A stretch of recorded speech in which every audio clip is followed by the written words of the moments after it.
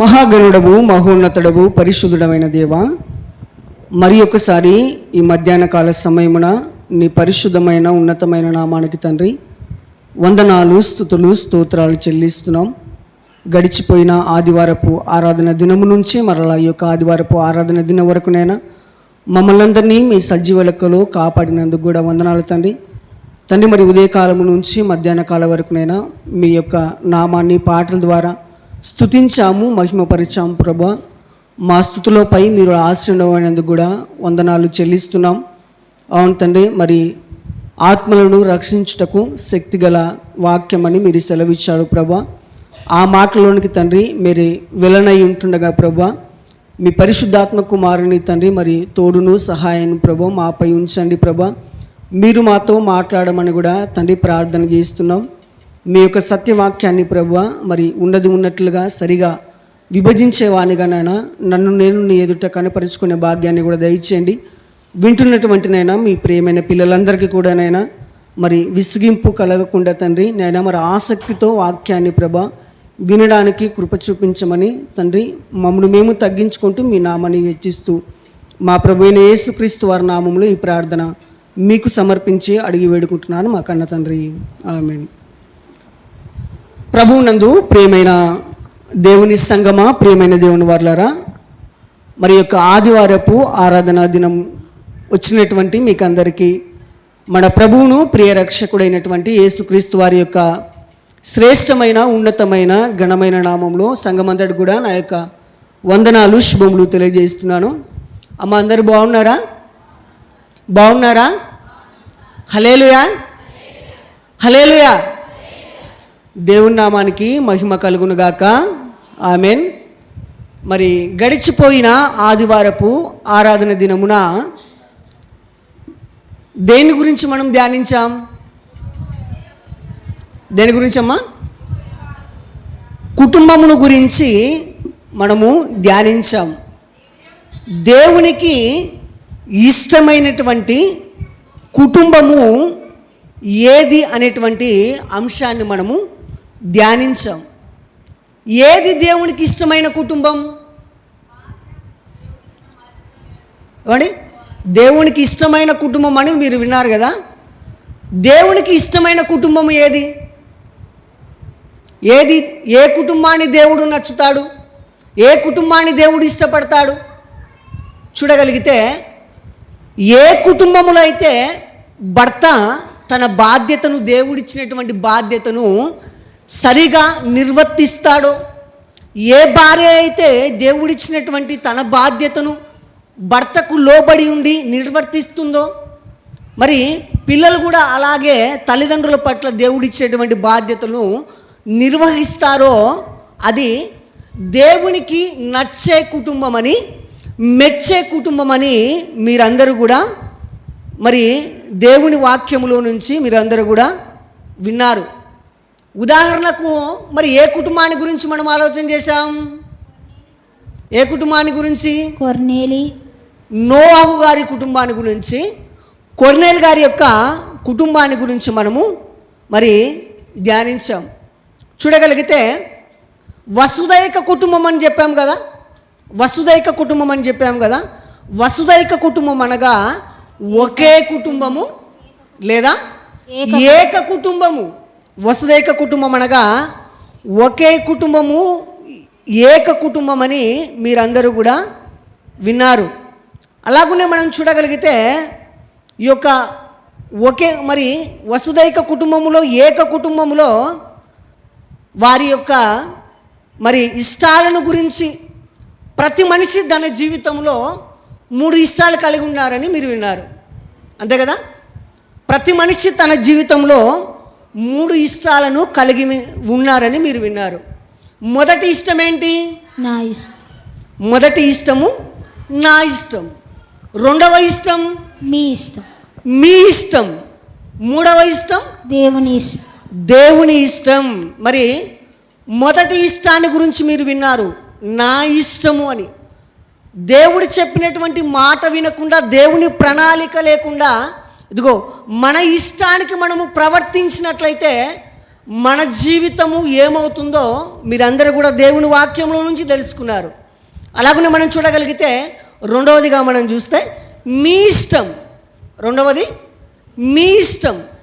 మరి జ్ఞాని అయినటువంటి సొలొమోను గారు మరి భార్యల ఇష్టానికి లోబడడం ద్వారా, భార్యల ఇష్టాలకు లొంగిపోవడం ద్వారా జ్ఞాని అయిన సొలొమోను యొక్క జీవితం ఏమైందో మీరందరూ కూడా విన్నారు. అలాగనే మనం చూడగలిగితే ఈరోజు దేవుని ఇష్టాన్ని గురించి మనం తెలుసుకుందాం. ఏ ఇష్టాన్ని గురించి? దేవుని ఇష్టాన్ని గురించి కొద్ది నిమిషాలు ధ్యానిద్దాం. మీ ఇష్టం ఏంటో తెలుసుకున్నారు, అలాగునే నా ఇష్టం ఏంటో మీరు తెలుసుకున్నారు, మీ ఇష్టం ఏంటో ఇతరుల ఇష్టం ఏంటో మీరు తెలుసుకున్నారు. కానీ దేవుని ఇష్టం ఏంటో మనం చూడగలిగితే, దేవుని ఇష్టం ఏంటో అని మనం చూడగలిగితే మూడవదిగా రాయిస్తున్నటువంటి లేఖన భాగాన్ని మనం చూడగలిగితే యోహాను సువార్త 6వ అధ్యాయం 38 చదవండి. నా ఇష్టము నెరవేర్చుకొనుటకు నేను రాలేదు, నన్ను పంపిన వాని చిత్తము నెరవేర్చుటకు పరలోకము నుండి దిగి వచ్చి తిని. ఈ మాటలు ఎవరు పలుకుతున్నారు? యేసుక్రీస్తు. యేసుక్రీస్తు వారు పలుకుతున్నారు. ఏమని పలుకుతున్నారని మనం చూడగలిగితే, ఇదిగో నా ఇష్టాన్ని నెరవేర్చుకోవడానికి నేను భూమికి రాలేదు, నా ఇష్టాన్ని నా కోరికలను నేను నెరవేర్చుకోవడానికి భూమి మీదకి నేను రాలేదు, కానీ నన్ను పంపిన వాని చిత్తమును నెరవేర్చుటకు పరలోకము నుండి నేను దిగి వచ్చి తిని అంటున్నాడు యేసుక్రీస్తు వారు. ఎవరి చిత్తాన్ని నెరవేర్చడానికి? దేవుని చిత్తాన్ని, తండ్రి చిత్తాన్ని నెరవేర్చడానికి పరలోకము నుండి దిగి వచ్చి తిని. ఇదిగో నా ఇష్టము అనే వారిని మనము లెక్కలేక తీసుకోకూడదు. నా ఇష్టమని ప్రవర్తిస్తుంటారు కదా, అలాంటి వారిని మనము లెక్కలేక తీసుకోకూడదు. రెండవదిగా మనం చూస్తే మీ ఇష్టం అనే వారిని మనము లెక్కలేక తీసుకోకూడదు. మరి ఏ ఇష్టాన్ని మనం లెక్కలేక తీసుకోవాలి? దేవుని ఇష్టం. దేవుని ఇష్టాన్ని మనము లెక్కలేవునికి తీసుకోవాలి. ఇదిగో నా ఇష్టాన్ని, నీ ఇష్టాన్ని, మన కోరికలను మనము నెరవేర్చుకోవడానికి భూమి మీదకి మనం రాలేదు. ఎందుకు వచ్చాము? మనల్ని కూడా దేవుడు ఈ భూమి మీద మనల్ని ఎందుకు పుట్టించాడంటే దేవుని యొక్క ఇష్టాన్ని, దేవుని యొక్క కోరికను నెరవేర్చడానికి, దేవుని యొక్క ఇష్టాన్ని, కోరికను నెరవేర్చడానికి దేవుడు మనల్ని కూడా ఈ భూమి మీద పుట్టించాడని యేసుక్రీస్తు వారు ఈ లోకానికి హితబోధ చేస్తున్నాడు, మంచి బోధ చేస్తున్నాడు. ఇదిగో మనమందరము కూడా, మానవులైనటువంటి మనమందరము కూడా ఎందుకోసము ఈ లోకానికి వచ్చాము, ఎందుకు ఈ లోకంలో మనం పుట్టామంటే, ఇదిగో మన ఇష్టాలను, మన కోరికలను మనం నెరవేర్చుకోవడానికి భూమి మీదకి మనం రాలేదు. ఎవరి ఇష్టాన్ని నెరవేర్చడానికి? ఇదిగో దేవుని ఇష్టాన్ని నెరవేర్చడానికి మనమందరం కూడా భూమి మీదకి వచ్చాము. అలాగనే మనం చూడగలిగితే హిందువులైనా, ముస్లిములైనా, క్రైస్తవులైనా వీరందరూ కూడా దేవుని పిల్లలు, అంతే కదండి. ఒకరి నుండి ప్రతి జాతి మనిషి వచ్చింది. హిందువులైనా, క్రైస్తవులైన, మరి ముస్లిం అయినా వీరందరూ కూడా మరి ఒకే కుటుంబము, వసుదైక కుటుంబము, ఒకే కుటుంబము. ఈ కుటుంబము దైవిక కుటుంబంలోనికి మారాలంటే, ఈ కుటుంబము దైవిక కుటుంబంలోనికి మారాలంటే తల్లిదండ్రులైన వారికి దేవుడు కొన్ని మరి సూచనలు ఇస్తున్నాడు. మనమంతా కూడా ఒకే కుటుంబం అని వింటున్నాం కదా. ఆ కుటుంబం అంతా దేవుని కుటుంబంలోనికి, వసుదైక కుటుంబంలోనికి మరి చేర్చబడాలంటే తల్లిదండ్రులైన వారు కొన్ని శ్రద్ధలు తీసుకోవాలి అని చెప్తున్నాడు దేవుడు.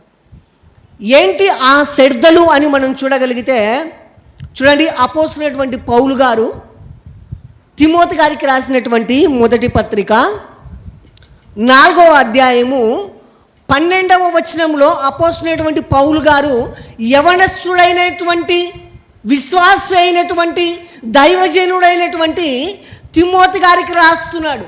నీ యవనమును బట్టి ఎవడును నిన్ను తృణీకరింపనీయకుము గాని మాటలలోను ప్రవర్తనలోను ప్రేమలోను విశ్వాసములోను పవిత్రతలోను విశ్వాసులకు మాదిరిగా ఉండుము. ఓ యవనస్తుడైనటువంటి విశ్వాసి అయినటువంటి దైవజనుడైనటువంటి తిమోతికి పౌలు గారు రాస్తున్నారు, ఇదిగో నీ యవ్వనమును బట్టి ఎవడు నిన్ను తృణీకరించకూడదు అని చెబుతూ గాని అంటున్నాడు. చూడండి, ఎవరు నిన్ను అలాగా తృణీకరింపకూడదు, కానీ మాటలోను ప్రవర్తనలోను ప్రేమలోను విశ్వాసములోను పవిత్రతలోను విశ్వాసులకు ఎలా ఉండమంటున్నాడు? మాదిరిగా ఉండాలంట. విశ్వాసులకు మాదిరిగా ఉండు. మరి ఇక్కడ చెప్పినటువంటి 5 లక్షణాలు, అంటే ఎన్ని లక్షణాలు ఉన్నాయి? అక్కడ 5 లక్షణాలు ఉన్నాయి. మరి ఇక్కడ చెప్పినటువంటి 5 లక్షణాలు ఏ కుటుంబం అయితే కలిగి ఉంటుందో ఆ కుటుంబము వసుదైక కుటుంబంలోనికి, ఏక కుటుంబంలోనికి చేర్చబడుతుంది. కాబట్టి ఈ 5 లక్షణాలు ఏ కుటుంబం అయితే కలిగి ఉంటుందో, ప్రవర్తిస్తుందో ఆ కుటుంబం అంతా కూడా దేనిలోనికి చేర్చబడుతుందంటే వసుదైక కుటుంబంలోనికి చేర్చబడుతుంది. అలాగనే మనం చూడగలిగితే వీటన్నిటినీ కలిగి ఉండి ఏమంటున్నాడు చివరిలో? ఈ 5 లక్షణాలు కలిగి ఉండి, వీటన్నిటిని కలిగి ఉండి విశ్వాసులకు మాదిరిగా ఉండు. ఏం చెప్తున్నాడు? విశ్వాసులకు మాదిరిగా ఉండమని చెప్తున్నాడు. చూడగలిగితే ఇదిగో మన విశ్వాసాన్నే మనం కాపాడుకోలేక నానా తంటాలు పడుతున్నాం కదా. కాబట్టి క్రైస్తవులైన వారందరూ, పిలువబడుతున్న వారందరూ క్రైస్తవులుగా క్రీస్తును నమ్ముకున్నాము, క్రీస్తును ధరించుకున్నామని చెప్పుకునేటువంటి క్రైస్తవులందరూ కూడా ఈనాడు ఏం చేస్తున్నాడంటే ఇదిగో మన విశ్వాసాన్ని మనమే కాపాడుకోలేక నానా తంటాలు పడుతున్నాం. అంతే కదండి? కాపాడుకుంటున్నారా? కాపాడుకోలేక ఎన్నో తంటాలు, ఇబ్బందులు పడుతున్నాం. కానీ అపోస్తలుడైనటువంటి పౌలు గారు ఏం చెప్తున్నాడంటే ఇదిగో ఈ 5 విషయాల్లో అన్నిటిలో కూడా నీవు ఇతరులకు ఎలా ఉండమంటున్నాడు? మాదిరిగా ఉండాలంట. ఇతరులకు మాదిరిగా నువ్వు ఉండాలి. ఇదిగో నిన్ను చూసినప్పుడు ఇదిగో మరి ఆయనలాగా, ఆమెలాగా మనము మాదిరిగా ఉండాలని మరి పౌలు గారు తిమోతి గారికి లేఖ రాస్తూ చెప్తున్నాడు. అలాగనే మనం చూడగలిగితే ప్రతి కుటుంబంలో కూడా తిమోతి లాంటి గుణలక్షణాలు గలవాడు మరి రావాలని, పుట్టాలని దేవుడు కోరుకున్నాడంట. దేవుని యొక్క కోరిక ఏంటని మనం ఆలోచన చేస్తున్నాం కదా. దేవుని ఇష్టాన్ని గురించి మనం ఆలోచన చేస్తున్నాం. కానీ దేవుడు ఏమనుకున్నాడంటే ప్రతి కుటుంబంలో కూడా, ఏ కుటుంబంలో కూడా, ప్రతి కుటుంబంలో కూడా తిమోతి లాంటి గుణలక్షణాలు కలిగినటువంటి మరి ప్రతివారు కూడా పుట్టాలని, రావాలని దేవుడు కోరుకున్నాడంటే దేవుని యొక్క కోరిక. ఇందాక మనం చదువుకున్నాం కదా. మరి మొదటి లక్షణం ఏమని చెప్తున్నాడు? మాటలలో. మొదటి లక్షణము మాటలలో. మాట. మొదటి లక్షణం ఏమని చెప్తున్నాడు? మాట గురించి చెప్తున్నాడు. చూడగలిగితే సామెతల గ్రంథము 11వ అధ్యాయము 11వ వచనాన్ని చూడండి. మరి మాట గురించి సెలవిస్తూ ఈ 5 లక్షణాలలో మొదటి లక్షణాన్ని గురించి, మొదటి మాట గురించి చెప్తుంటున్నాడు. మొదటి లక్షణము మాట అని చెప్తున్నాడు. చూడండి సామెతల గ్రంథము 11వ అధ్యాయము 11వ వచనాన్ని చూడండి. యథార్థవంతుల దీవెన వలన పట్టణమునకు కీర్తి కలుగును. భక్తిహీనుల మాటలు దానిని బోర్ల త్రోయును అని దేవుని వాక్యం సెలవిస్తుంది. ఈ మాట ఏమన్నా అర్థమైందా మీకు? అర్థమైందా? ఏమంటున్నాడు దేవుడు? మాటను గురించి తెలియజేస్తూ అంటున్నాడు. యథార్థవంతుల దీవెన వలన పట్టణమునకు కీర్తి కలుగుతుందంట. ఏం కలుగుతుంది? యథార్థవంతుల దీవెన వలన. ఒక పట్టణంలో కానీ, ఒక దేశంలో కానీ ఒక యథార్థవంతుడు మరి ఉన్నప్పుడు, ఒక దైవజనుడు ఉన్నప్పుడు, ఒక సేవకుడు ఉన్నప్పుడు, ఒక యథార్థముగా ప్రవర్తించే వ్యక్తి ఉన్నప్పుడు ఆ పట్టణానికి ఏం కలుగుతుంది అంటున్నాడు? కీర్తి కలుగుతుందంట. కాబట్టి ఇప్పుడు మనం చూస్తున్నాం కదా, మరి హైదరాబాద్ కానీ, చెన్నై కానీ, విశాఖపట్నం కానీ, ఇక్కడ ఆ ప్రదేశాలన్నీ కూడా, ఆ పట్టణాలన్నీ కూడా మనం చూసినప్పుడు ఇదిగో ఆ పట్టణంలో యథార్థవంతులు ఉన్నారు, ఏమంటే గొప్ప దైవజనులు ఉన్నారు. మరి వారిని బట్టి ఆ పట్టణానికి ఏమొచ్చింది, ఏమండి కీర్తి ఏమొచ్చింది? కీర్తి వచ్చింది. వారిని బట్టి ఆ పట్టణమునకు, యథార్థవంతుల దీవెన వలన ఆ పట్టణమునకు కీర్తి కలుగును. అలాగనే మనం చూడగలిగితే భక్తిహీనుల మాటలు దానిని బోర్ల ద్రోయును అని సెలవిస్తున్నాడు.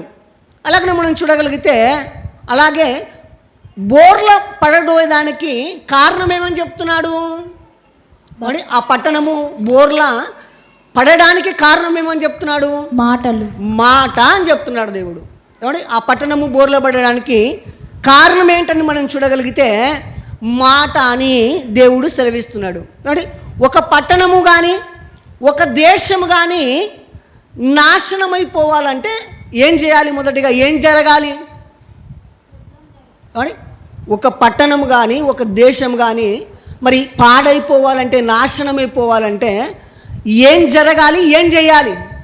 ఏం చేస్తే ఆ పట్టణము, ఆ దేశమును నాశనం అవుతుంది? యుద్ధాలు. ఏం చేయాలి? యుద్ధము జరగాలి, బాంబులు వేయాలి, వెపన్స్ వేయాలి.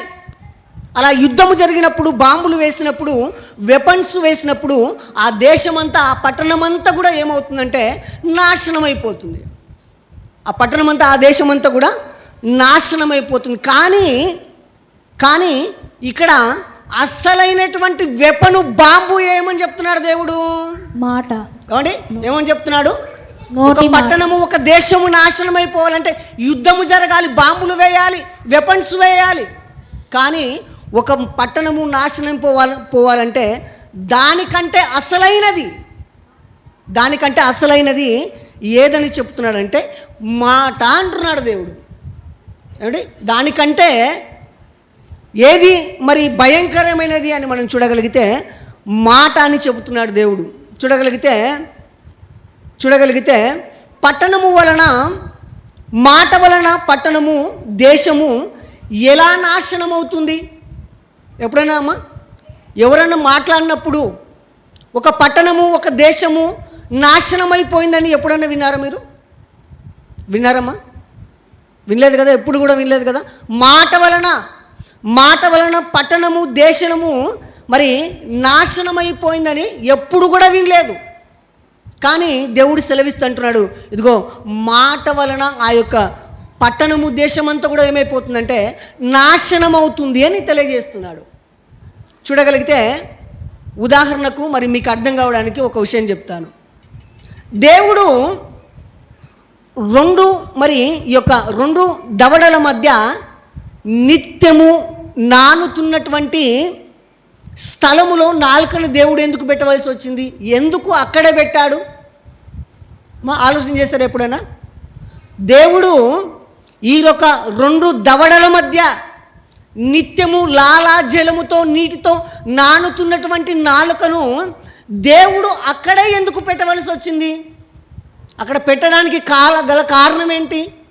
ఎప్పుడైనా ఆలోచన చేశారా? ఎప్పుడు నాలుక నీటిలోనే ఎందుకు నానుతుండాలి? ఎందుకు దేవుడు అక్కడ పెట్టవలసి వచ్చిందని ఎప్పుడైనా ఆలోచన చేశారా? ఎవరు ఆలోచన చేయలేదు కదా. ఎందుకు దేవుడు అక్కడ పెట్టవలసి వచ్చిందంటే చూడగలిగితే యాకోబు రాసినటువంటి పత్రిక 3వ అధ్యాయము 5-6 వచనాలు చూడండి. యాకోబు గారు రాసినటువంటి పత్రిక 3వ అధ్యాయము 5-6 వచనాలు చూడండి. అలాగుననే నాలుక కూడా చిన్న అవయవమైన బహుగా అదరిపడును. ఎంత కొంచెము నిప్పు ఎంత విస్తారమైన అడవిని తగలబెట్టును అంటున్నాడు. చూడండి దేవుడు మరి నాలుకను గురించి తెలియజేస్తా అంటున్నాడు. అలాగునే నాలుక కూడా చిన్న అవయవమైనను. మన యొక్క శరీరంలో నాలుక ఎలా ఉంది? చిన్న అవయవం. మన శరీర భాగంలో నాలుక ఎలాంటిదంటే ఒక చిన్న అవయవము. ఆ అవయవము చిన్న అవయవము అయినప్పటికీ అది ఏం చేస్తుందంట? బహుగా అదిరిపడుతుందంట. నాలుక ఏమవుతుంది? నాలుక బహుగా అదిరిపడుతుంది. ఎంత కొంచెము నిప్పు ఎంత విస్తారమైన అడవిని తగలబెట్టును అని. అడవిని తగలబెట్టడానికి నిప్పు ఎంత కావాలి? ఎక్కువ కావాలా? కొంచెం ఉంటే సరిపోతుందా అమ్మా? ఎక్కువ కావాలా? కొంచెం ఉంటే సరిపోతుందా? ఒక నిప్పు రవ్వజాల? విస్తారమైన అడవిని తగలబెట్టాలంటే ఇదిగో కొంచెము నిప్పు రవ్వజాలు. విస్తారమైన అడవినంతా కూడా అది ఏం చేస్తుందంటే తగలబెడుతుంది, నాశనం చేస్తుంది. అలాగనే మనం చూడగలిగితే 6వ వచనము, నాలుక అగ్నియే. నాలుక అగ్నియే. నాలుకను దేవుడు 2 దవడల మధ్య నిత్యము నానుతున్నటువంటి స్థలములో ఎందుకు దేవుడు పెట్టాడని మనం ఆలోచన చేస్తే నాలుక ఏంటని చెప్తున్నాడు? అగ్ని. నాలుక అగ్ని అంటున్నాడు. చూడండి, నాలుక ఎలాంటిదంట? అగ్ని లాంటిది. మన నోటి నుండి వచ్చే, మన నోట్లో ఉన్నటువంటి ఆ నాలుక ఎలాంటిదంటే అగ్ని కంటే ప్రమాదమైనది. అగ్ని అని చెప్తున్నాడు. అగ్ని. నాలుక మన అవయవంలో ఉంచబడిన పాప ప్రపంచమైన సర్వ శరీరమునకు మాలిన్యము కలగజేయుచు ప్రకృతి చక్రమునకు చిచ్చుపెట్టును. అది నరకము చేత చిచ్చుపెట్టబడును. ఎవడి? నాలుకను దేవుడు ఎందుకు 2 దవడల మధ్య నిత్యము నానుతున్నటువంటి ప్రదేశంలో ఎందుకు పెట్టాడంటే నాలుక ఎలాంటిదని చెప్తున్నాడు? అగ్ని అంటే నాలుక మాట. నాలుక అగ్ని అని చెప్తున్నాడు. అలాగనే మనం చూడగలిగితే సామెతల గ్రంథము 13వ అధ్యాయము 3వ వచనాన్ని చూడండి. సామెతల గ్రంథము 13వ అధ్యాయము 3వ వచనం, తన నోరు కాచుకొనువాడు తన్ను కాపాడుకొనును. ఊరక మాట్లాడువాడు తనకు నాశనము తెచ్చుకొనును. ఏమండి? దేవుడు తెలియజేస్తున్నటువంటి మాటను మనం చూడగలిగితే తన నోరును కాచుకొనువాడు. ఎవరైతే నోరును భద్రం చేసుకుంటాడో వాడు ఏం చేస్తాడంట? తన్ను తాను కాపాడుకుంటాడు. నోటిని ఎవరైతే భద్రం చేసుకుంటారో, సరిగ్గా మాట్లాడతారో వారందరూ కూడా తన్ను తాను కాపాడుకుంటారు. అలాగనే చూడ, ఊరక మాట్లాడేవాడు తనకు నాశనము తెచ్చుకొనును. నోటిని ఎవరైతే భద్రం చేసుకుంటాడో వాడు తన్ను తాను కాపాడుకొనును. ఊరక మాట్లాడువాడు తనకు నాశనము తెచ్చుకొనును అంటున్నాడు. ఏమంటే లోకంలో పెద్దలు పలుకుతుంటారు. ఒక మాట ఉంది. ఏ మాట? నోరు బాగుంటే ఊరు బాగుంటుందంట. అంతే కదండి? మన నోరు మంచిదైతే, మన మాట తీరు మంచిదైతే ఊరంతా కూడా మంచిదే. మన నోటి మాట బాగలేదనుకోండి, ఎంతమంది యథార్థవంతులు ఉన్నప్పటికీ ఎదుటివానికి అది ఎలా ఉంటుందంటే మరి నాశనంగా ఉంటుంది. అందుకని దేవుడు తెలియజేస్తుంటున్నాడు, ఇదిగో తన నోరును కాపాడుకొనువాడు తన్ను తాను రక్షించుకొనును. అలాగనే ఊరక మాట్లాడువాడు ఏం చేస్తారు? కొందరంటే ఊరికనే మాట్లాడుతుంటారు. పని పాట లేకుండా నోటికి వచ్చిందల్లా ఇష్టం వచ్చినట్లు మాట్లాడుతుంటారు. ఊరికనే మాట్లాడుతుంటారు. అలాగా ఊరక మాట్లాడువాడు తనకు నాశనము తెచ్చుకొనును. ఎవరికి నాశనం తెచ్చుకుంటారంట? ఇతరులకు కాదండి, మనమే నాశనం తెచ్చుకుంటే ఊరిక మాట్లాడితే. అలాగే మనం చూడగలిగితే అదే సామెతల గ్రంథము 21వ అధ్యాయము, సామెతల గ్రంథము 21వ అధ్యాయము 23వ వచనాన్ని చూడండి. నోటిని నాలుకను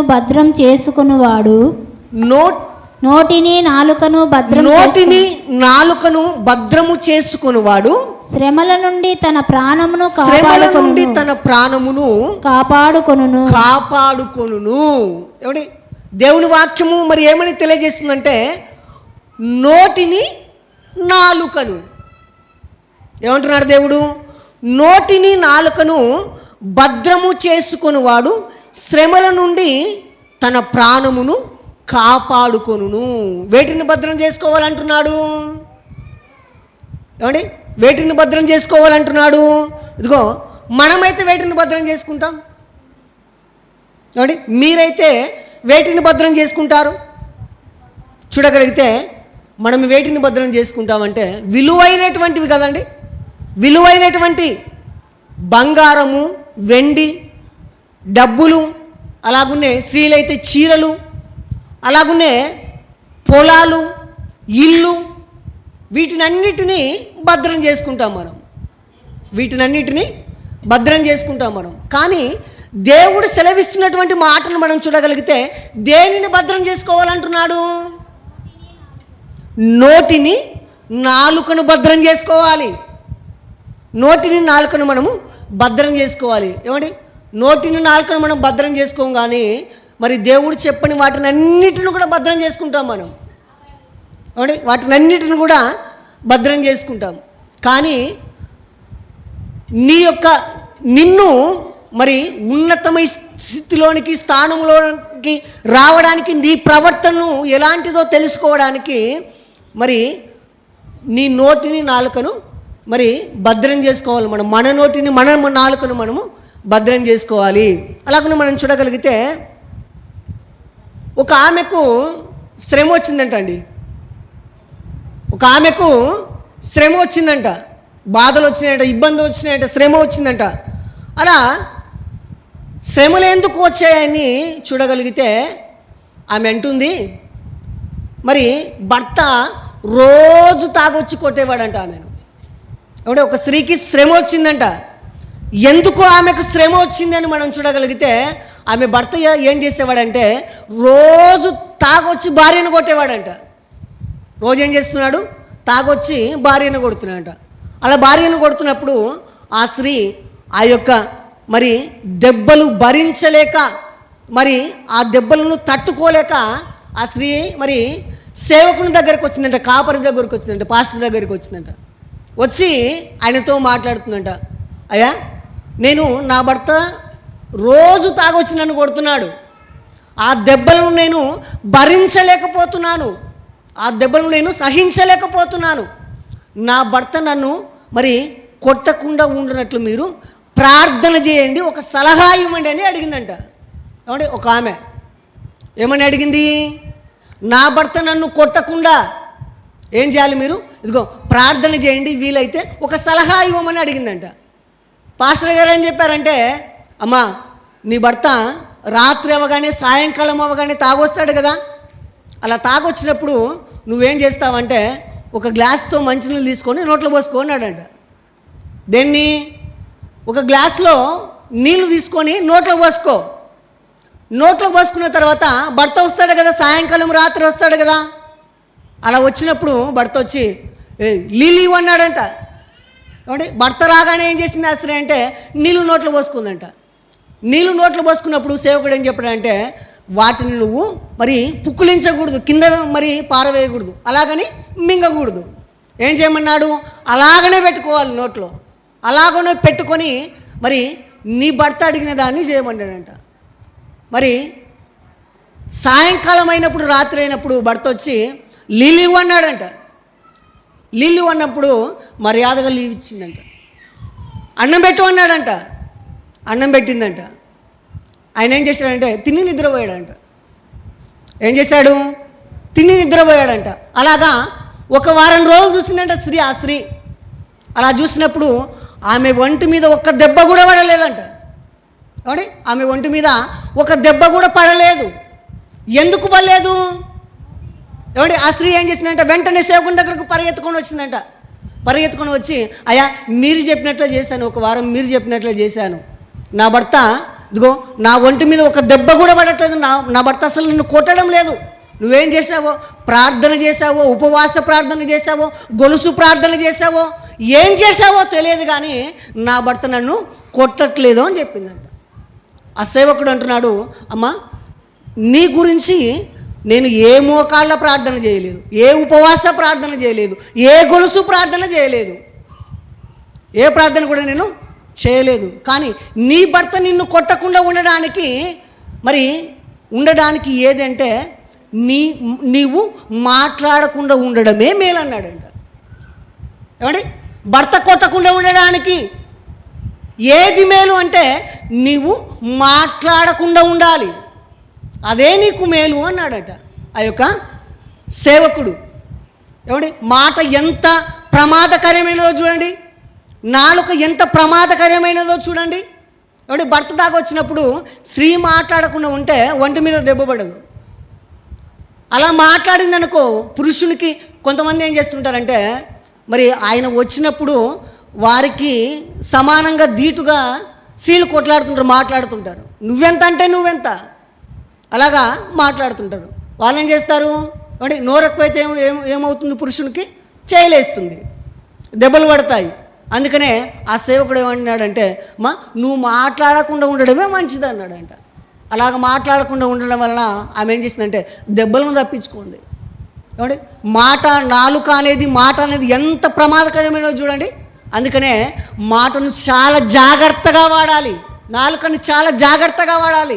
అందుకనే అపోస్తలుడైనటువంటి పౌలు గారు తిమోతి గారికి, యవనస్తుడైనటువంటి దైవజనుడైనటువంటి విశ్వాస అయినటువంటి తిమోతి గారికి లేఖ రాస్తూ మొట్టమొదటి లక్షణంగా ఇగో మాట గురించి తెలియజేస్తున్నాడు, మాట గురించి తెలియజేస్తున్నాడు. రెండవదిగా మనం చూస్తే ప్రవర్తన. రెండవది ఏంటట? ప్రవర్తన. రెండవది ప్రవర్తన. ఇదిగో మాటను బట్టి ఎదుటి వ్యక్తి యొక్క ప్రవర్తన ఏంటో తెలిసిపోతుంది. తెలిసిపోతుందా లేదా? ఆ వ్యక్తి మాట్లాడే విధానాన్ని బట్టి ఆ వ్యక్తి ఎలాంటి వాడో, ఆ వ్యక్తి యొక్క ప్రవర్తన ఎలాంటిదో ముందుగానే తెలిసిపోతుంది.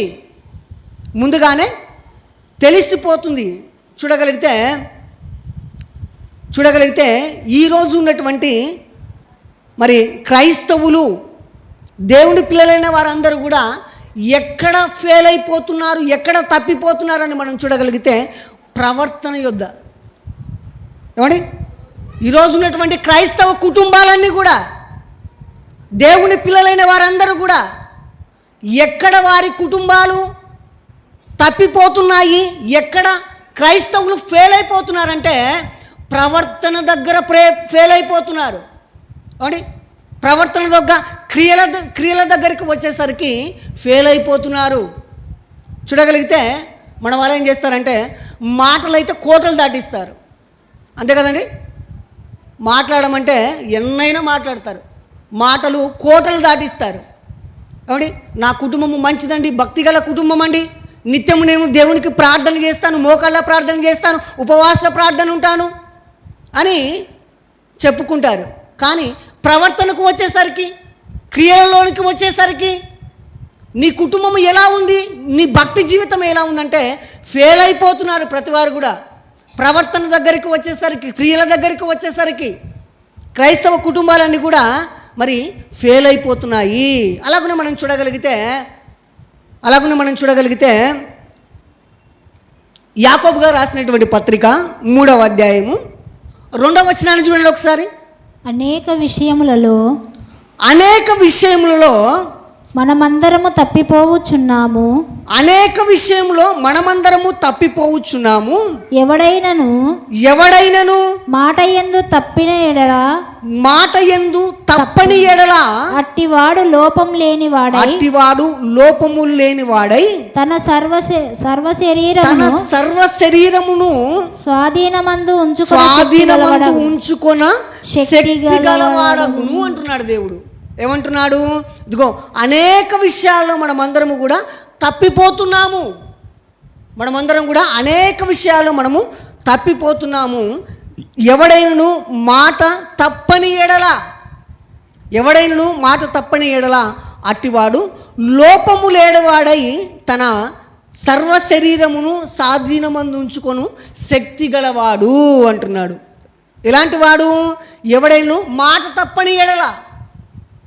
మాట తప్పని ఎడల ఎవరైతే యథార్థంగా ప్రవర్తిస్తారో, ఎవరి క్రియలైతే బాగుంటాయో, ఎవరైతే యథార్థంగా ప్రవర్తిస్తారో వాడేం చేస్తాడంట?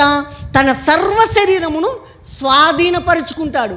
వాని యొక్క శరీరం అంతా కూడా వాని స్వాధీనములో ఉంటుందని దేవుడు తన మాటలను తెలియజేస్తున్నాడు.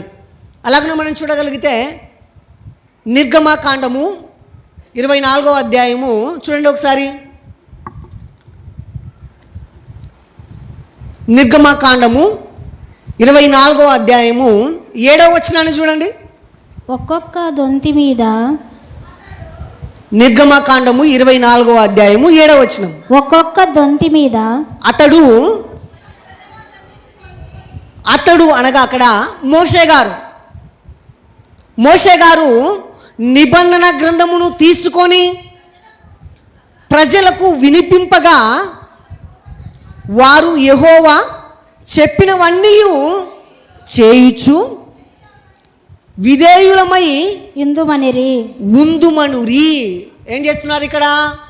మోషే గారు నిబంధన గ్రంథమును తీసుకున్నాడంట. నిబంధన గ్రంథమును తీసుకొని ప్రజలకు వినిపింపగా మోషే గారు ఏం చేస్తున్నాడంటే దేవుని గ్రంథాన్ని, నిబంధన గ్రంథమును తీసుకొని ప్రజలకు వినిపింపజేస్తున్నాడు, బోధింపజేస్తున్నాడు, చెబుతున్నాడు. అలా చెబుతున్నప్పుడు వినిపింపగా వారు యెహోవా చెప్పిన మాటలన్నీ చేయుచు విధేయులమై ఉందుమని చెప్పిరి. ఏం చేస్తున్నారంట? ఆ మాటలు కూడా ప్రకటించేటప్పుడు కూడా మరి మీలాగా వారందరూ కూడా, ఇశ్రాయేలు వారందరూ కూడా ఏమని సెలవిస్తున్నారంటే యెహోవా చెప్పినట్లు చేయుచు మేమందరం కూడా దేవునికి విధేయులమై ఉంటామని చెప్పారంట. దేవుని మాటలు మరి చెప్పేటప్పుడు, దేవుని మాటలు విన్నప్పుడు ఇశ్రాయేలు ప్రజలందరూ కూడా యెహోవా చెప్పినట్లు చేయుచు విధేయులమై ఉందుమని అన్నారంట. ఇశ్రాయేలు ప్రజలందరూ కూడా ఏమని చెప్పారు? దేవుని మాట, మరి దేవుని మాటకు విధేయులమై మేమందరము ఉంటాము, దేవుని మాట వింటాము అని చెప్పారు. మాట అయితే బాగానే ఇచ్చారు. వింటున్నారు కదా. మోషే చెబుతున్నప్పుడు వింటున్నారు. విన్న తర్వాత ఏం చేశారంటే మాట వింటామని మాట ఇచ్చారంట ఇశ్రాయేలు ప్రజలు.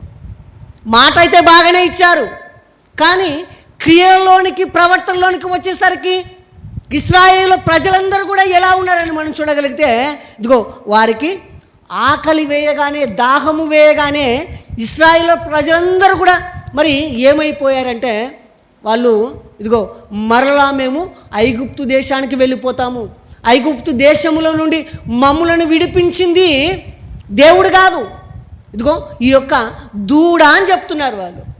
ఈ యొక్క దూడ ప్రారంభంలో ఏం చెప్పారు? ఇదిగో దేవుని మాటలు మేము వింటాము, విధేయులమై ఉంటాము, నడుచుకుంటామని చెప్తున్నారు. కానీ ప్రవర్తనకు వచ్చేసరికి, క్రియలలోనికి వచ్చేసరికి ఎలా ఉన్నారు ఇశ్రాయేలు ప్రజలందరూ కూడా? అరణ్యములో మరి దాహమేగా వారందరూ కూడా ఏమని మాట్లాడుతున్నారంటే మరలా మేము ఐగుప్తు దేశానికి వెళ్ళిపోతాము, మమ్మల్ని రక్షించింది దేవుడు కాదు, యెహోవా కాదు, ఇదిగో ఈ దూడే మమ్మలను రక్షించిందని మాట్లాడుతున్నారు. ప్రారంభం ఏమని చెప్పారు? దేవుని మాటము వింటాము, విధేయులమవుతామని చెప్పారు. కానీ ప్రవర్తనకు వచ్చేసరికి, క్రియలలోనికి వచ్చేసరికి ఎలా ఉందంటే మరి తప్పిపోయారు. ఎలా ఉన్నారు? తప్పిపోయారు. మనం కూడా ఏం చేస్తామంటే ఇదిగో మనము కూడా బాప్తిస్మము తీసుకుంటున్నప్పుడు ప్రారంభంలో మనం ఏం చేస్తాము? మనం కూడా మాటిస్తాం కదా. మాటిస్తారా ఎవరా? మీరు కూడా మాటిస్తారు. ఏమని మాటిస్తారు? ఇదిగో ఇక మీదటి నుండి పాత జీవితమును వదిలిపెట్టి క్రీస్తు రక్తములో కడగబడుతున్నటువంటి కొత్త జీవితాన్ని, నూతన జీవితాన్ని పొందుకుంటున్నటువంటి నేను ప్రతి ఆదివారం కూడా క్రమము తప్పకుండా మందిరానికి వస్తాను అంటారు. ఎప్పుడు? బాప్తిస్మము తీసుకుంటున్నప్పుడు క్రమము తప్పకుండా, మానుకొనకుండా మందిరానికి వస్తాను, దేవుని యొక్క పనులలో పాల్గొంటానని చెప్తాడు. అలాగనే క్రీస్తు యొక్క శరీరంలో, రక్తంలో పాల్గొంటానని చెప్తారు. అలాగనే దేవుని కోసం నా కష్టాన్ని ఇస్తానని చెప్తారు. మనం కూడా మాటిస్తాం కదా బాప్తిస్మం తీసుకుంటున్నప్పుడు. అలాగ అందరము మాట ఇచ్చిన వాళ్ళమే. కానీ క్రియలలోనికి వచ్చేసరికి ఎలా ఉన్నారు? ప్రారంభంలో ఎలా ఉండేది నీ భక్తి జీవితం? ఇదిగో దేవుని కోసం నేను ఏదైనా చేయగలను, ఎక్కడికైనా వెళ్ళిపోతాను, అవసరమైతే నా ప్రాణాలను కూడా ఇస్తాను అనేటువంటి విశ్వాసం మీకుంది ప్రారంభంలో. ఎప్పుడు? బాప్తిస్మం తీసుకుంటున్నప్పుడు. తీసుకున్న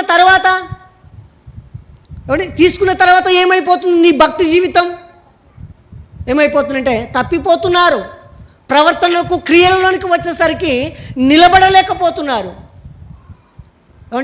దేవునికి కావాల్సింది క్రియలు, ప్రవర్తన. దేవునికి క్రియలు కావాలి, ప్రవర్తన కావాలి. అలాగే మనం చూడగలిగితే ఒకటి ఇస్కరియోతు యూదా గురించి మీకు అందరికి తెలుసు కదా.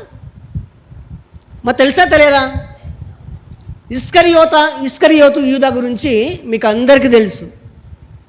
మరి ఇస్కరియోతు యూదా యేసుక్రీస్తు వారిని మరి 30 వెండి నాణాలకు అప్పగించినప్పుడు ఇస్కరియోతు యూదా ఏమనుకున్నాడంటే, తరువాత ఇదిగో ఈ నీతిమంతుణ్ణి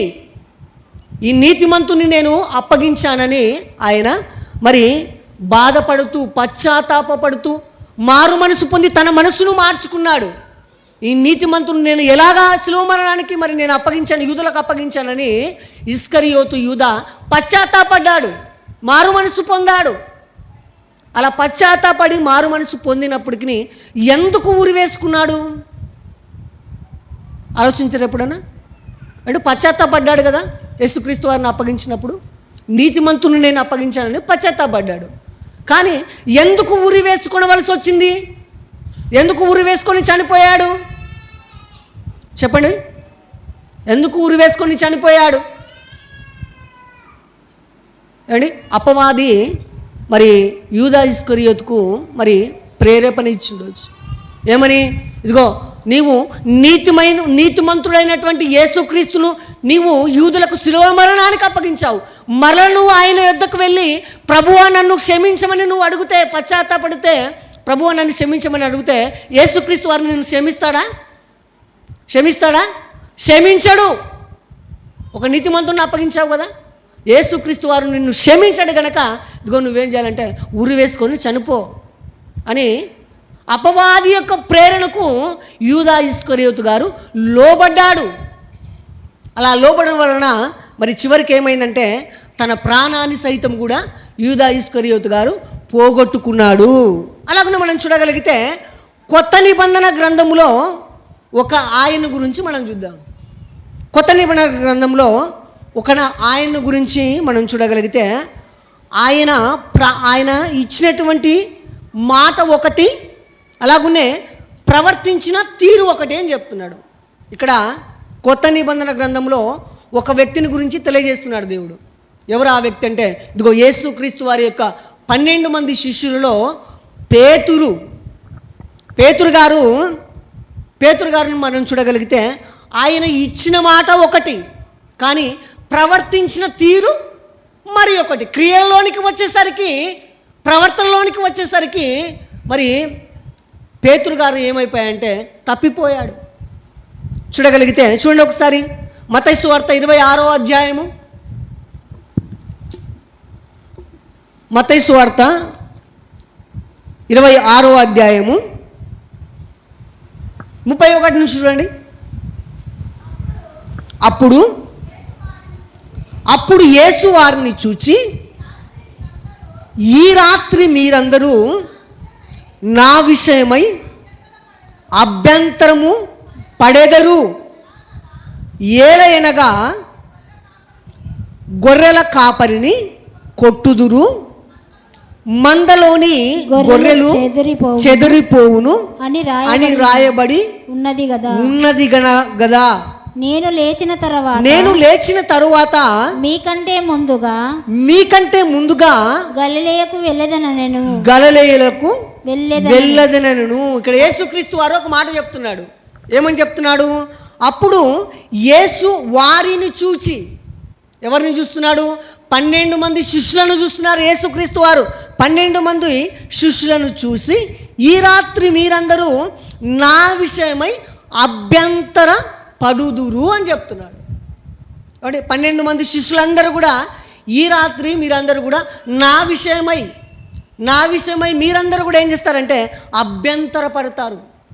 నేనెవరో తెలియదని చెప్తారు, అభ్యంతర పడతారని యేసుక్రీస్తు వారు చెప్తున్నాడు.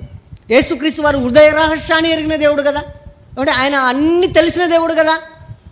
మరి ఈ రాత్రి వేళ మీరందరూ కూడా నా విషయమై అభ్యంతర పడతారా అని చెప్పినప్పుడు శిష్యులందరూ ఏం చేయాలి?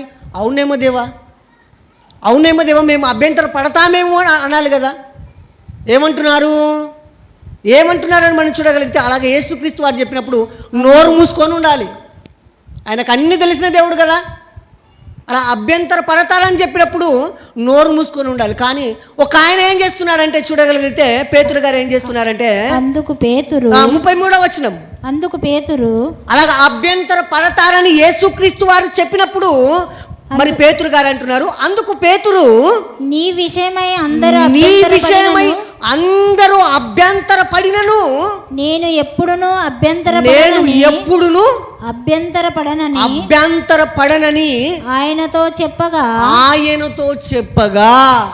యేసు పేతురు గారు ఏమంటున్నారు, దేవా ఇదిగో అందరూ 11 మంది శిష్యులందరూ కూడా అభ్యంతర పడవచ్చు మరి నీ విషయంలో నువ్వు తెలియదని చెప్పొచ్చు. కానీ నేను ఒక్కొని ఏం చేస్తాను తెలుసా, మరి నీ విషయమై నేను అభ్యంతరపడను, సంతోషించను, మరి నీ విషయమై నేను సంకోచించను, అభ్యంతరపడనని పేతురు గారు చెప్తున్నారు. యేసు అతన్ని చూచి ఈ రాత్రి కోడి కుయ్యక మునిపే నీవు నన్ను ఎరగనని ముమ్మారు చెప్పెదవని నీతో నిశ్చయముగా చెప్పుచున్నానేను. పేతురు ఆయనను చూచి నేను నీతో కూడా సావవలసి వచ్చినను నిన్ను ఎరగనని చెప్పనెను. అదే ప్రకారము శిష్యులందరూ అనిరి. యేసుక్రీస్తు వారు ఏం చెప్తున్నారు, శిష్యులందరూ కూడా ఇదిగోనైనా ఈ రాత్రి నా యందు మీరందరూ కూడా అభ్యంతర పడతారు, నేనెవరో తెలియదంటారు అని చెప్పినప్పుడు శిష్యులందరూ కూడా ఏం చేయాలంటే నోరు మూసుకొని వినాలి యేసుక్రీస్తు వారు చెప్పినది. కానీ 12 మంది శిష్యులో పేతురు ఏమైపోయాడంటే అడ్వాన్స్ అయిపోతున్నాడు, మరి అతి ఉత్సాహంతో ముందుకెళ్ళిపోతున్నాడు. ఏమంటున్నాడు, ఇదిగో 11 మంది అభ్యంతర పడినను, నేను మాత్రము నీ విషయంలో నేను అభ్యంతర పడను దేవా అని చెప్తున్నాడు. అలాగునే చెప్తూ మరి ఒక మాట ఏమంటున్నాడంటే, ఇదిగో నీ విషయమై నేను చావనైనా చస్తాను అంటున్నాడు. చూడండి పేతురు గారు ఏం చేస్తున్నారు కాబట్టి అలాగా అభ్యంతర పడను అని చెబుతూ నీ విషయమై నేను చావనైనా చస్తాను అని నువ్వు చెప్తున్నాడు.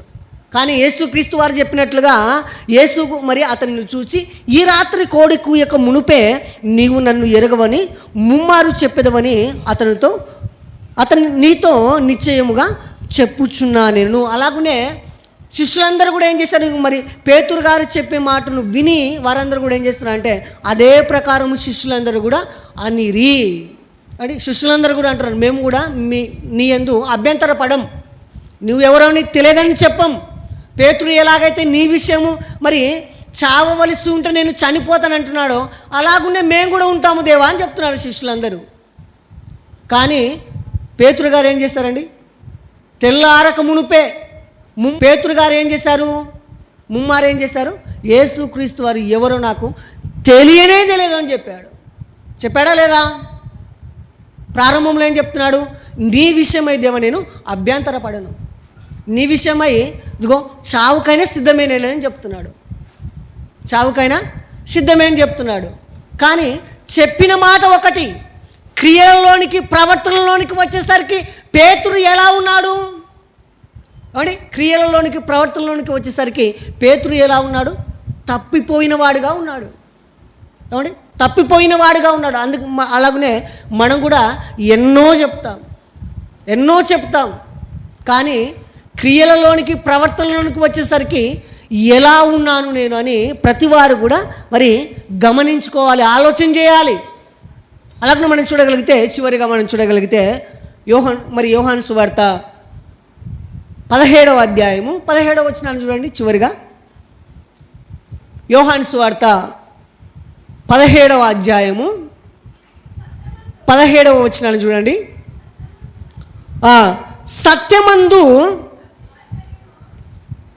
సత్యమందు వారిని ప్రతిష్ఠ చేయుము, నీ వాక్యమే సత్యము. దేని యందు ప్రతిష్ఠ చేయాలంటున్నాడు? సత్యమందు అనగా వాక్యమందు. వాక్యమందు ప్రతిష్ఠ చేయుము, నీ వాక్యమే సత్యము. సత్యమందు ప్రతిష్ఠ చేయుము, సత్యమందు వారిని ప్రతిష్ఠ చేయుము, నీ వాక్యమే సత్యము. ప్రతి మనిషిని రెండుగా చీల్చినప్పటికీ కూడా నీలో ఏముండాలంటే సత్యమే ఉండాలి, యథార్థతనే ఉండాలి. ప్రతి వారిలో కూడా ఏది ఉండాలి? సత్యం ఉండాలి, యథార్థత ఉండాలి. నేటి క్రైస్తవులు మనం చూడగలిగితే యథార్థత ఉందా? యథార్థత ఉందమ్మా? యథార్థత లేనివాడుగా ఉన్నాడు మానవుడు. మన దగ్గర ఒక మాట మాట్లాడతారు, బయటికి వెళ్ళిన వెంటనే ఇంకొక మాట మాట్లాడతారు. కానీ ప్రారంభంలో దేవుడు మనిషిని ఎలా పుట్టించాడని మనం చూడగలిగితే ఒక యథార్థవంతునిగా పుట్టించాడు. ఉన్నది ఉన్నట్లుగా మాట్లాడేవాడిగా, ప్రవర్తించేవాడిగా మనిషిని చేశాడు. కానీ మనిషి రాను రాను పెరుగుతూ పెద్దవుతున్నటువంటి క్రమంలో తన యథార్థతనంతటిని కూడా మరి పోగొట్టుకొని చెరిపివేసుకొని మానవుడు మనిషి బ్రతుకుతున్నాడు. అందుకనే దేవుడు తెలియజేస్తుంటున్నాడు, సత్యమందు వారిని ప్రతిష్ఠ చేయుము, నీ వాక్యమే సత్యము. మనము బయటికి పార్కులోనికి మనం వెళ్తాం కదా, పార్కులోకి వెళ్తాం కదా మనము. అలా పార్కులోనికి వెళ్ళినప్పుడు అక్కడ కొన్ని జంతువులు మనకు కనబడుతుంటాయి. కొన్ని జంతువులు అలాగా పెట్టినటివి మనం చూస్తుంటాం. అది ఆ ఆకారములోనికి రావడానికి వాళ్ళు మరి పెద్దగైనప్పుడు ఆ ఆకారంలోనికి తీసుకురావచ్చు. దాన్ని సాధ్యమవుతుందా? అర్థమవుతుందా? పార్కులోనికి వెళ్ళినప్పుడు కొన్ని జీవులను, కొన్ని జంతువులను ఒక ఆకారంగా చేసి పెట్టింటారు వాళ్ళు. అవి రియల్ కాదు, ఒక ఆకారంగా చేసి పెట్టింటారు. కానీ అది ఆ ఆకారంలోనికి రావాలంటే, ఆ మొక్క ఆకారంలోనికి రావాలంటే పెద్దదైనప్పుడు చేస్తే అది ఆ ఆకారంలోనికి వస్తుందా? ఎప్పుడు వస్తుంది? చిన్ననాటి నుండి అది మొక్కగా ఉన్నప్పుడు, చిన్ననాటి నుండి అది మొక్కగా ఉన్నప్పుడే ఆ యొక్క మొక్కను ఆ ఆకారంలోనికి మలుస్తారు. అలాగనే తల్లిదండ్రులైన ప్రతి వారు కూడా మన పిల్లలను, మన కుటుంబాన్ని మనము కూడా ఏం చేయాలంటే, ఇదిగో చిన్ననాటి నందే వాక్యమందు, సత్యమందు వారిని ప్రతిష్ఠ చేయాలి. అలా ప్రతిష్ఠ చేసినప్పుడు పెరిగి పెద్దవాడై వాడు వృద్ధాప్యంలోనికి వచ్చినను మరి దానిలో నుండి, వాక్యములో నుండి, దేవునిలో నుండి వాడు తొలగిపోడని వాక్యము సెలవిస్తుంది.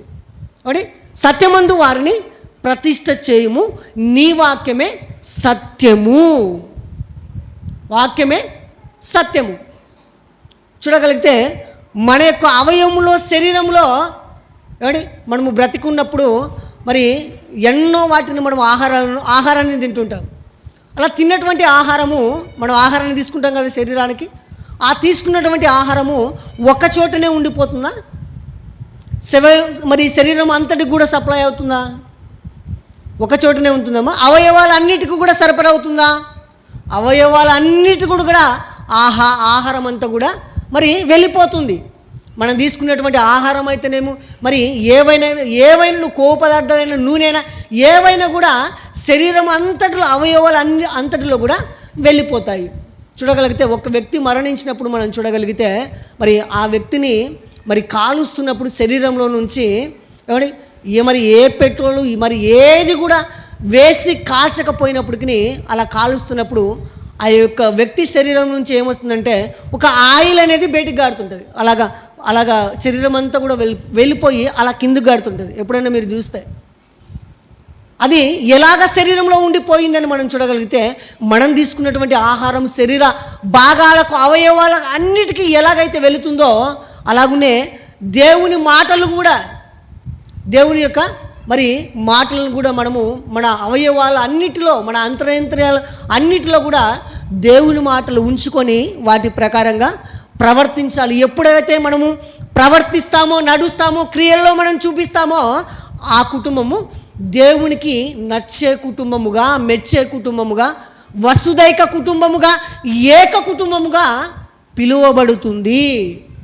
అలాగా మీ అందరి కుటుంబాలు కూడా ఒక వసుదైక కుటుంబముగా, ఏక కుటుంబముగా, దేవుని కుటుంబముగా మీ కుటుంబాలన్నీ కూడా మరి ఉండాలని కోరుకుంటూ, మరి క్రియలలో మీ విశ్వాసాన్ని, మీ భక్తి జీవితాన్ని క్రియలలో, ప్రవర్తనలో చూపించాలని మరి మీకందరికీ కూడా తెలియజేస్తూ మరి ఈ కొద్ది మాటలు ముగిస్తున్నాను.